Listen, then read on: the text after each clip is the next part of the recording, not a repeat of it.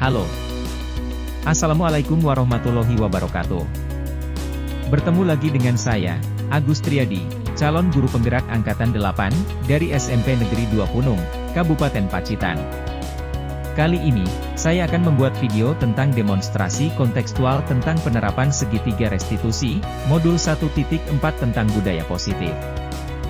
Apa itu segitiga restitusi? Segitiga restitusi adalah sebuah cara menanamkan disiplin positif pada murid. Restitusi bukan untuk menebus kesalahan, namun untuk belajar dari kesalahan. Tujuannya untuk memperbaiki hubungan. Tindakan ini adalah tawaran, bukan paksaan. Restitusi menuntun untuk melihat ke dalam diri, mencari kebutuhan dasar yang mendasari tindakan, dan lebih berfokus pada karakter bukan tindakan. Bagaimana tahapan-tahapan pelaksanaan dari segitiga restitusi ini? Dalam tahapannya, segitiga restitusi dibagi menjadi 3 tahapan, yaitu menstabilkan identitas, validasi tindakan yang salah, dan menanyakan keyakinan. Yang pertama adalah menstabilkan identitas. Pada tahap ini, peserta didik diajak untuk tenang dan kembali ke suasana hati, di mana proses belajar dan penyelesaian masalah bisa kita lakukan. Yang kedua adalah validasi tindakan yang salah. Perbuatan yang salah pada peserta didik seringkali dilakukan untuk memenuhi beberapa kebutuhan dasar pada diri mereka. Disinilah guru harus mampu memahami maksud perbuatan peserta didik tersebut. Dan yang ketiga adalah menanyakan keyakinan. Peserta didik siap untuk dihubungkan dengan nilai-nilai yang dia percaya dan menjadi pribadi yang dia inginkan. Nah sekarang, kita demonstrasikan penerapan segitiga restitusi ini dalam beberapa studi kasus berikut ini. Kasus pertama. Nia adalah siswa salah satu sekolah di kota Pacitan. Di dalam seminggu terakhir sering datang terlambat ke sekolah. Sehingga tidak bisa mengikuti pembiasaan pagi di sekolah itu, dan sering tertinggal pelajaran pada jam pertama. Berikut skenario percakapan penyelesaian masalahnya. Assalamualaikum Pak. Waalaikumsalam. Nia ya? Ya. Oke, silakan duduk dulu ya. Tolong manggil saya ya. Ada apa Pak? Betulnya, Bapak manggilnya ada sesuatu yang ingin saya sampaikan. Iya Pak. Tapi sekarang Nia baik-baik saja ya sekarang ya? Alhamdulillah baik Pak. Sudah sarapan ya? Sudah. Sehat ya? Sehat. Oke, begini Nia. Tadi saya dapat laporan dari guru BK kalau minggu-minggu ini Nia sering terlambat datang sekolah ya? Iya Pak. Seingat kamu sih Nia. Sudah berapa kali terlambat datang sekolah? Seingat saya sudah 4 kali Pak terlambatnya. 4 kali? Subhanallah. Menurut Nia nih, kalau datang terlambat ke sekolah, terus tidak ikut pembiasaan membaca Asmaul Husna di pagi hari, sampai ketinggalan pelajaran pertama ya. Nah, itu kira-kira merupakan tindakan kesalahan bukan? Iya Pak, saya salah. Baik Nia, karena sudah mengetahui kalau hal itu merupakan sebuah kesalahan, sebenarnya sih Nia, berbuat kesalahan itu manusiawi sekali. Karena apa? Karena setiap orang pasti akan pernah melaksanakan suatu kesalahan. Nah, sekarang itu yang terpenting adalah kita belajar dari kesalahan itu dan berusaha untuk memperbaikinya. Kira-kira Nia setuju nggak? Iya Pak, saya setuju.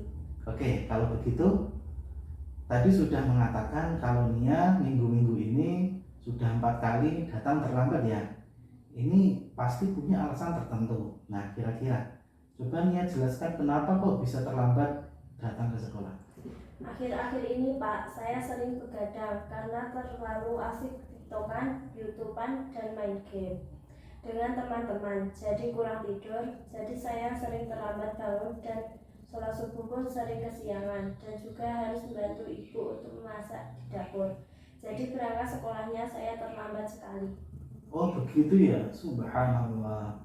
Ternyata Nia sungguhannya berbakti pada agama dan orang tua ya.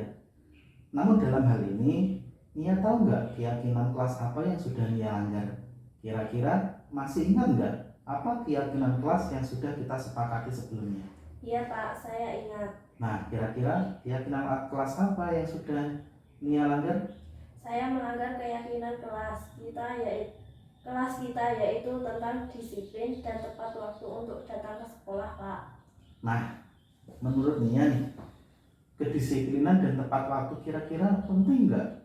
Khususnya untuk pribadi Nia sendiri. Penting Pak, karena dengan kedisiplinan saya bisa menghargai waktu untuk mengatur kegiatan saya di rumah dan juga bisa datang ke sekolah tepat waktu. Betul sekali ya, karena menghargai waktu itu sangat penting sekali dan tentunya juga sangat bermanfaat untuk kita semua. Sama halnya dengan menghargai orang di sekitar kita, dan terlebihnya lagi tugas-tugas di kelas juga tidak terlalu menumpuk dan pada akhirnya membuat rasa malas dan enggan. Enggan untuk apa? Tentu enggan untuk mengerjakannya. Serta juga melatih rasa kepedulian kita terhadap teman kelas kita, orang tua kita di rumah, dan sekitarnya. Ya Pak, saya sangat menyesal karena terlalu sering main game sampai sering juga terlambat datang ke sekolah. Untuk itu saya minta maaf Pak. Oke, sebenarnya mau menyadari kesalahan diri sendiri itu sudah bagusnya. Dan hanya orang-orang yang kuat juga yang mau meminta maaf kepada orang lain. Nah, untuk langkah selanjutnya, kira-kira apa yang akan dia lakukan agar tidak terlambat datang sekolah lagi? Saya akan berusaha tidur lebih awal dan berusaha tidak terlalu larut bermain game Pak. Oke, sekarang ya sudah menentukan solusinya kan? Nah, supaya apa? Supaya tidak terlambat datang sekolah lagi. Nah, setelah ini Bapak akan mencoba menghubungi orang tuanya ya, dan bekerja sama dengan beliau. Untuk apa? Untuk membantu mengingatkan agar bisa membagi waktu dan kegiatannya di rumah, supaya tidak terlalu lama bermain HP dan bisa bangun lebih awal lagi, agar selanjutnya tidak terlambat lagi untuk datang ke sekolah dan bisa mengikuti pembiasan-pembiasan pagi seperti yang lainnya, yaitu Asmaul Husna, dan juga tepat waktu dalam mengikuti pembelajaran di jam pertama. Gitu ya. Ya baik Pak. Karena masalah ini sudah selesai, saya kira ya sudah bisa kembali ke kelas lagi. Iya Pak, sekali lagi saya minta maaf ya Pak. Sudah sering datang terlambat ke sekolah dan saya mohon izin untuk kembali ke kelas lagi. Wassalamualaikum Pak. Ya, sama-sama. Waalaikumsalam warahmatullahi wabarakatuh.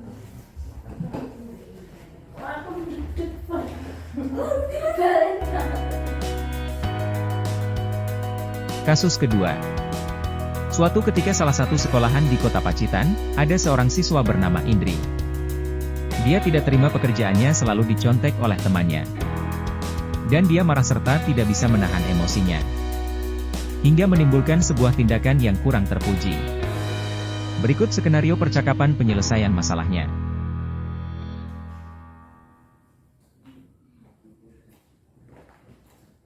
Assalamualaikum Pak. Waalaikumsalam. Ya, Indri. Bapak manggil saya ya, ada apa? Oh ya, sebelumnya silakan duduk dulu.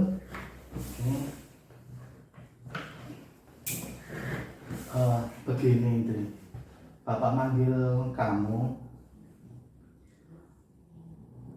Tadi saya dapat laporan dari ketua kelas 9B ya kamu.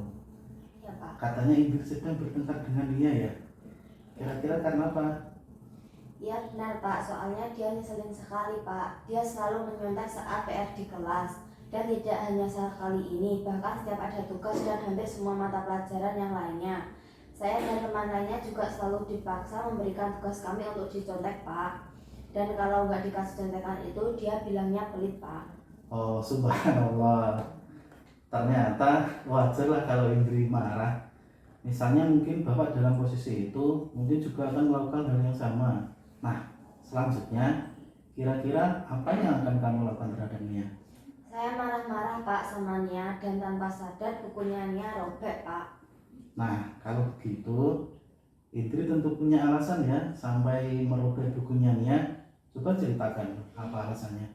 Ya Pak, pastilah saya marah dan teman sekelas juga marah. Masa iya kami biarkan ada siswa lain yang seenaknya saja menyontek tugas kami. Dia itu tidak mau usaha sendiri, Pak. Kami sudah capek-capek mengerjakan, dia enak-enak tinggal nyalin gitu, Pak. Sudah gitu, sambil maksa dan berkata-kata yang menyakitkan. Siapa yang nggak kesal, Pak? Gini Indri, sebenarnya Bapak sangat menghargai apa yang telah Indri lakukan. Dan tindakan itu mungkin tidaklah lebih buruk ketimbang sampai memukul atau berbuat kasar lainnya. Nah, kalau menurut Indri nih, dengan merujuk bukunya nih ya, kira-kira sesuai nggak dengan keyakinan kelas yang sudah kita buat dan disepakati dahulu? Iya, Pak, saya tahu. Nah, kalau sudah tahu, kira-kira Indri, keyakinan kelas apa yang sudah Indri langgar saat ini? Saya sudah melanggar keyakinan kelas tentang saling menghormati dan menghargai sesama teman, Pak. Oke, nah itu betul sekali. Menurut Indri sekali lagi, saling menghormati dan menghargai teman itu kira-kira penting apa tidak? Penting banget, Pak. Nah, kalau menurut Indri itu penting, apa yang akan kamu lakukan saat sedang emosi atau marah dengan teman-teman yang lainnya? Ya pastinya, saya harus lebih sabar dan bisa menjaga emosi, Pak. Kira-kira Indri bersedia nggak memperbaiki masalah ini? Bersedia, Pak. Saya dan teman lainnya di kelas bersedia untuk memperbaikinya. Nah, karena Indri sudah bersedia, kira-kira nih, untuk memperbaiki permasalahan tersebut, apa yang akan Indri lakukan selanjutnya? Yang pastinya kami harus sabar dan bisa menahan amarah. Dan misalkan kalau ada yang menyontek lagi, akan kami laporkan ke Bapak Ibu Guru atau wali kelas, Pak, tanpa menghakimi sendiri. Nah, saya kira itu tindakan yang tepat, Indri. Jadi, kalau ada teman yang ingin mencoba tugas Indri atau yang lainnya, jangan langsung emosi dan sambil tindakan kasar lagi. Seharusnya langsung lapor ke bapak atau ibu guru ya, atau mungkin bisa ke wali kelasnya. Karena apa? Karena masalah ini kita anggap sudah selesai ya. Nah, selanjutnya kira-kira Indri boleh kembali ke kelas dan bisa melanjutkan kegiatan pembelajaran lagi, gitu ya. Oke, dan yang paling penting, Indri harus tetap semangat belajar di kelas, gitu ya. Dan jangan diulang lagi perbuatan yang tadi, gitu ya. Oke. Terima kasih, Pak. Izinkan saya untuk kembali ke kelas lagi. Wassalamualaikum, Pak. Iya, sama-sama. Waalaikumsalam. Silakan.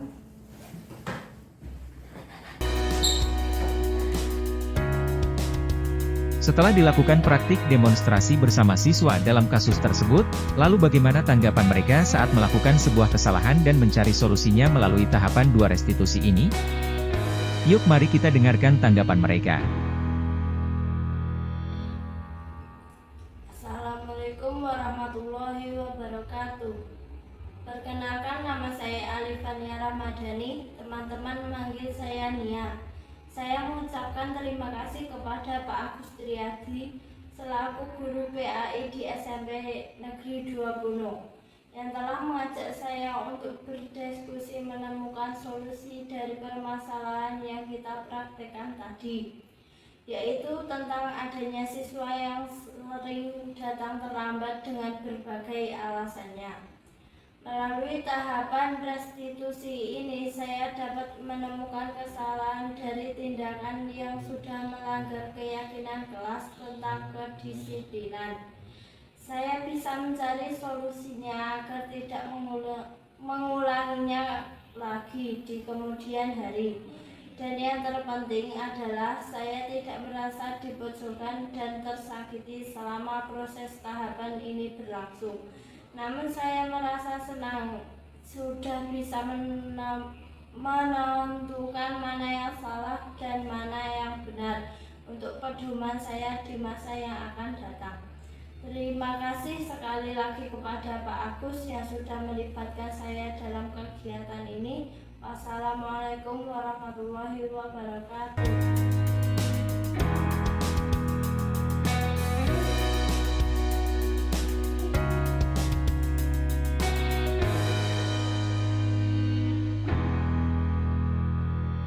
Assalamualaikum warahmatullahi wabarakatuh. Perkenalkan, nama saya Indri Zahratul Afifah. Teman-teman memanggil saya Indri. Saya mengucapkan terima kasih kepada Pak Agus Triadi selaku guru PAI di SMP Negeri 2 Punong yang telah mengajak saya untuk berdiskusi menemukan solusi dari permasalahan yang kita praktekkan tadi, yaitu tentang adanya siswa yang marah-marah tidak bisa menahan emosinya dan melakukan tindakan main hakim sendiri disebabkan ada siswa yang mencontek tugasnya. Melalui tahap restitusi ini saya dapat menemukan kesalahan dari tindakan yang sudah melanggar keyakinan kelas tentang sikap saling menghormati dan menghargai teman. Saya bisa mencari solusinya agar tidak mengulanginya lagi di kemudian hari. Dan yang terpenting adalah saya tidak merasa dipojokkan dan tersakiti selama proses tahapan ini berlangsung. Namun saya merasa senang sudah bisa menentukan mana yang salah dan mana yang benar untuk pedoman saya di masa yang akan datang. Terima kasih sekali kepada Pak Agus yang sudah melibatkan saya dalam kegiatan ini. Wassalamualaikum warahmatullahi wabarakatuh.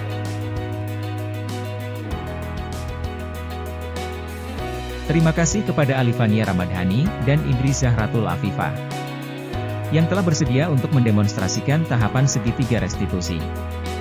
Kedua siswa ini merupakan siswa dari SMP Negeri 2 Punung yang memiliki pribadi sopan santun dan memiliki prestasi yang luar biasa, baik dalam bidang akademis maupun non-akademis. Mereka merupakan gambaran dari sekian banyak siswa SMP Negeri 2 Punung yang hebat-hebat. Dan semoga kelak siswa lulusan sekolah ini menjadi siswa yang memiliki ketaatan yang luar biasa baik kepada diri sendiri, keluarga, masyarakat, negara, dan agamanya. Mampu menjadi siswa yang memiliki pengetahuan dan keterampilan yang tinggi, serta terampil dalam segala bidang, sehingga mampu membawa generasi bangsa ini lebih baik lagi ke depannya.